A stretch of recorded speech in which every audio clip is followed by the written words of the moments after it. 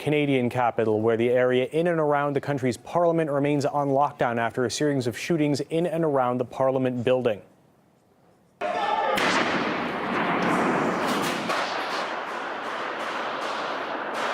This is the first video from inside the Canadian Parliament building. A local journalist managed to capture the attack on video. Eyewitnesses say some 30 shots were fired inside. One shooter has been killed, but police are still searching for several other suspected attackers. Ottawa police have confirmed 2 separate shootings in the capital today, as well as the Parliament. The National War Memorial was attacked, where a guard was shot and wounded. He later died in the hospital. Police had initially said that there was a 3rd shooting at a shopping center near the government building, but this information was later retracted.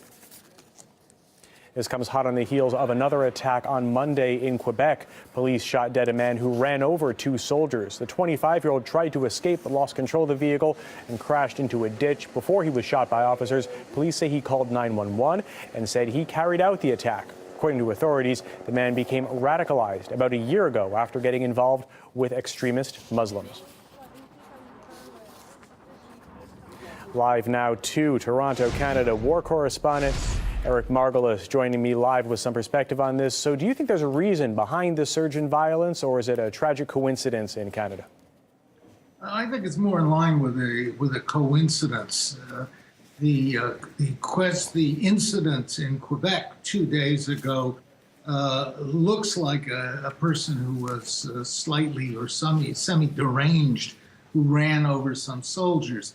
Today's events, we just don't know what they are yet. The situation is fluid, but the only linking factor is the fact that Canada has been getting more and more involved in the Middle East. And it has sent soldiers to fight in Iraq. It has dispatched yesterday 6 F-18 jet fighters. It's taken a much higher profile in the anti-ISIS coalition, and this may reverberate with domestic violence. We've heard ISIS call on their faithful in the West to instigate attacks against their own institutions. Do you think that could be behind the confluence of these events?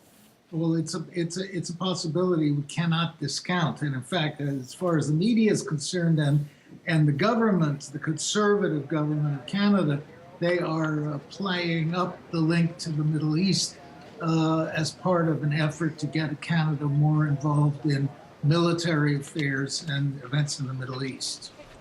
So geopolitically speaking, do you think there might be some fallout in the Canadian Parliament after this? Well, there probably will be more support for Canadian military operations against ISIS, because people will blame ISIS for this, whether they were behind it or not. There's a growing anti-Muslim sentiment in Canada, and the government is reaping political dividends from this because voters always like governments to look tough and strong.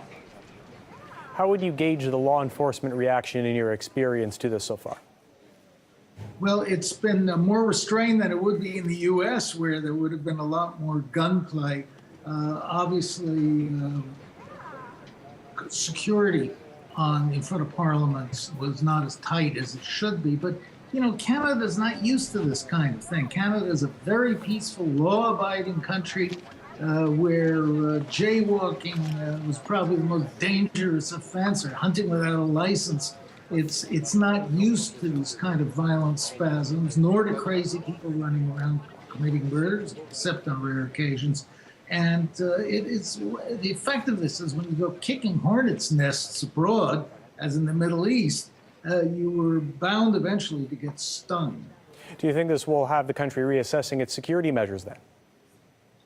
Probably. There will be calls for tighter security. There's more government surveillance of the general public, eavesdropping, telephone intercepts, internet intercepts. All those parties in Canada on the right, we call them Canadian Republicans, who want to follow the lead of the Republican Party in the U.S., are going to use this as a way of tightening up on government controls, cutting down on individual liberties.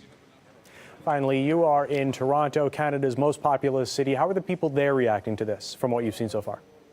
there's confusion because the press reports are so fragmentary, and there's a lack of understanding about what's caused this. And there's dismay because this is not Canadian behavior. As I said, this is a very peaceful, law-abiding country. People are just not ready for this kind of thing. All right, war correspondent Eric Margolis, thanks for your time.